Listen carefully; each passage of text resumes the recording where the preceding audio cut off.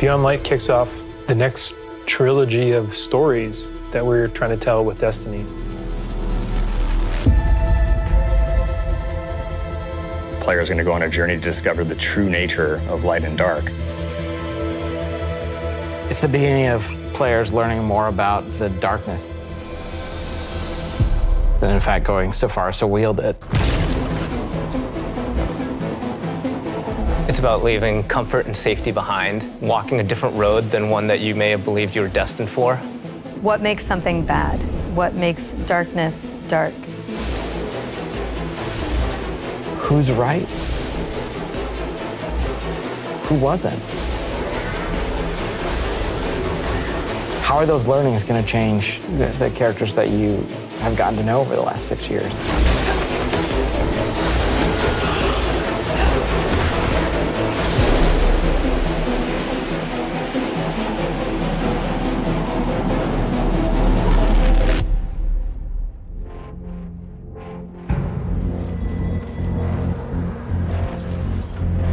Beyond Light's really the beginning of a new adventure. Guardians, for the longest time, have been bathed in the light, sort of this altruistic force fighting back evil. And now we're starting to move into that gray area between the light and dark. If the darkness reaches out, we must reach back. I will not sanction this. In Season of Arrivals, the Vanguard is divided. You have some characters telling you, we should fight these ships, and we have other characters who are saying, no, we should find out what they want. We should get to know them and understand more. But it definitely comes to a head.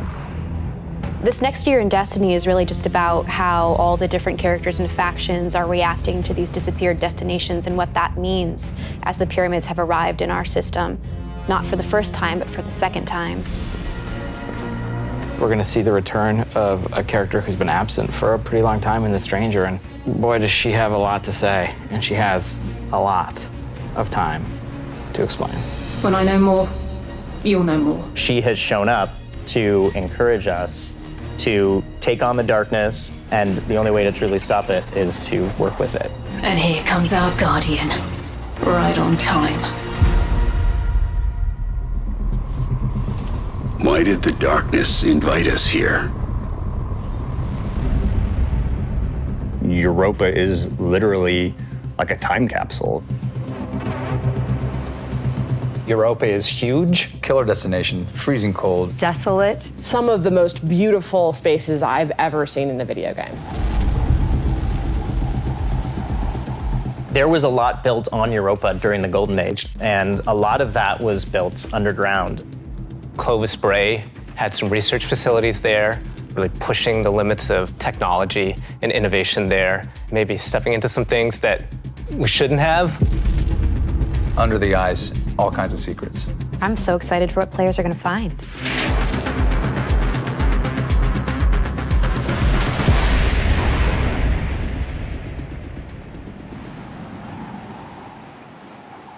The storm on Europa was actually something we've wanted to do for a long time. We wanted it to feel harsh.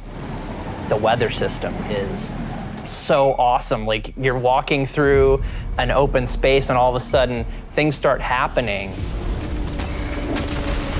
Coming across like Fallen or Vex for the first time, you can barely make out the glow in their eyes. The sound of the wind, the ice will change based on what the weather is looking like. You'll actually feel every piece of the environment changing around you to match the storm.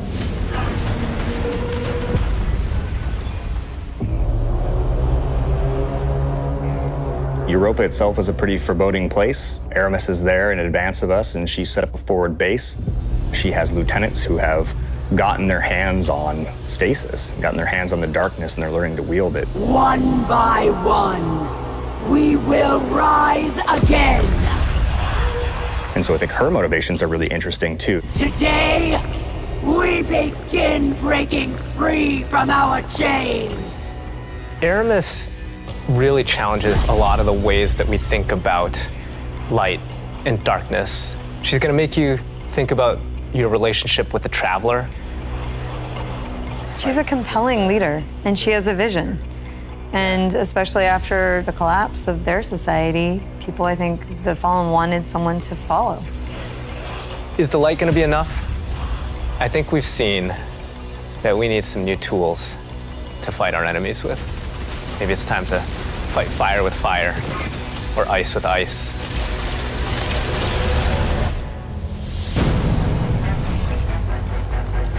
Stasis is, not just a set of new supers, but it's a new damage type.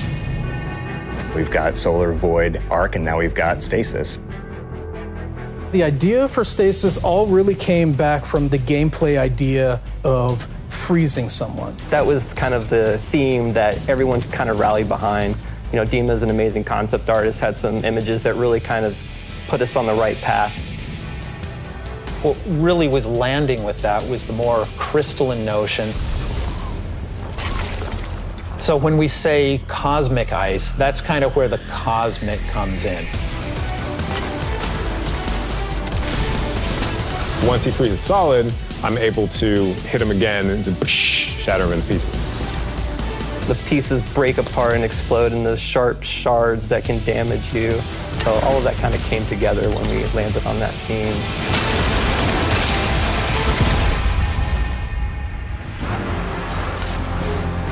Stasis is going to not only change the way that you can attack or approach combat, there's also some really great ways that you can upgrade it. Then you start getting into the more interesting parts, things that we're calling aspects and fragments, which are additional ways to modify your subclass. Aspects are a little bit more potent, and then the fragments are the things that are class agnostic, but depending on what your class is and depending on what your aspects are and how you want to play, you're probably going to be starting to select different ones in there. This is just the beginning for Stasis. We're going to continue to expand on it. We're just excited for players to get their hands on this.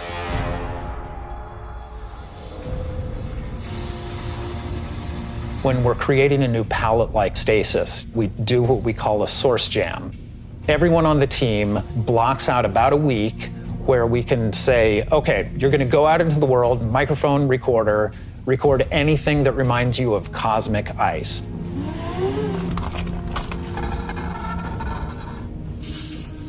That gives us the palette that we can build the eventual sounds out of.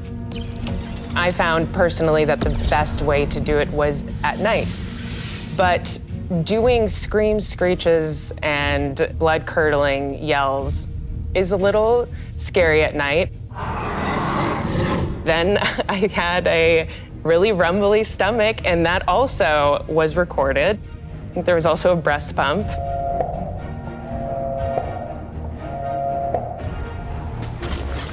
You have to make use of what you got. In Beyond Light, we have new exotic weapons for you.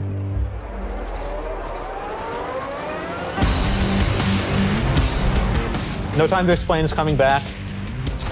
Instead of just being the gun that refills your magazine when you land precision hits, you actually get a little time portal, and it starts spitting out rounds alongside you.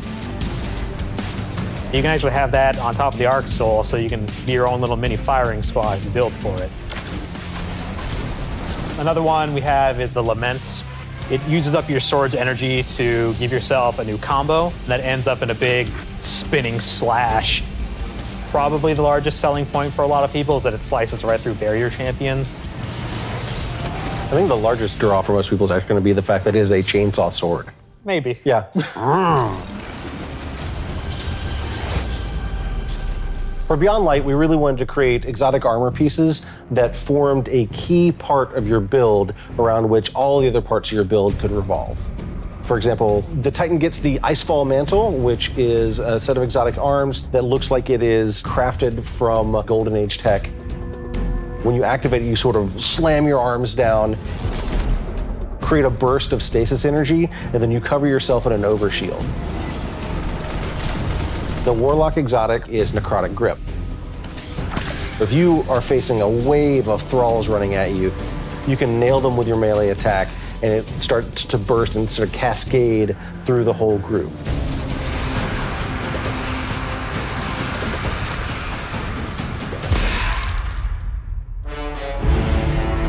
There's a lot there for newcomers coming in too. If you've got a friend who hasn't tried it out, it's a really great time to jump in on New Light, that entry experience for free players. Last year, when New Light launched, we brought back a small portion of the Cosmodrome. This year, we're bringing back a much larger portion of the destination. It takes some of the experiences that started with original Destiny 1, but puts them and stitches them together in a different way and adds new things and tells a different story. What you're gonna meet in this new opening experience is a character with not one, but two names from Fast and the Furious, Shah Han. Thank the light. I didn't think we had other Guardians on patrol here. What I love about the Cosmodrome is it feels like Destiny distilled.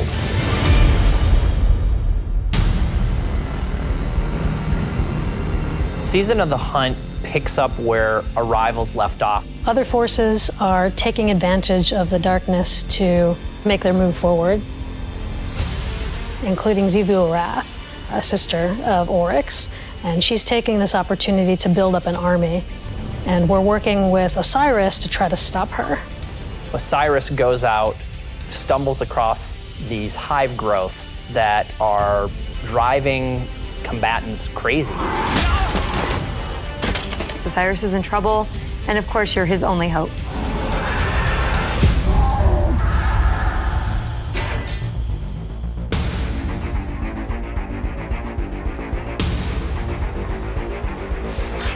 We warned you it was going to be dangerous down here.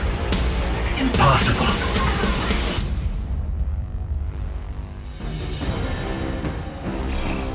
We finally catch up to what we saw at the end of Forsaken, where we saw Aldrin being brought back to life by a ghost.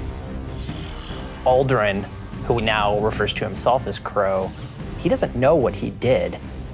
The slate's been wiped clean when he was resurrected as a Guardian. We know what he's done, and we know what he could be capable of doing, so now we're going to spend some time watching him go back and forth, and that's going to question how we look at him, how we look at ourselves, how we look at the light, how we look at darkness. In Season of the Hunt, we're partnering with the Crow and Osiris to take down the High Celebrant. It's creating these cryptoliths around the system, and those cryptoliths are attracting Elixian Cabal and corrupting them. So Xivu Arath is essentially corrupting herself and army, and it's our job to put a stop to it. I'm really excited to see Xivu Arath fleshed out more and to find out more about her relationship with Savathun and what that means for year 4 of Destiny. Savathun has been placing dominoes, and at the end of year 4, she's gonna knock down the dominoes. We're gonna see what she's been really up to. And so this year, she's putting the last pieces in place.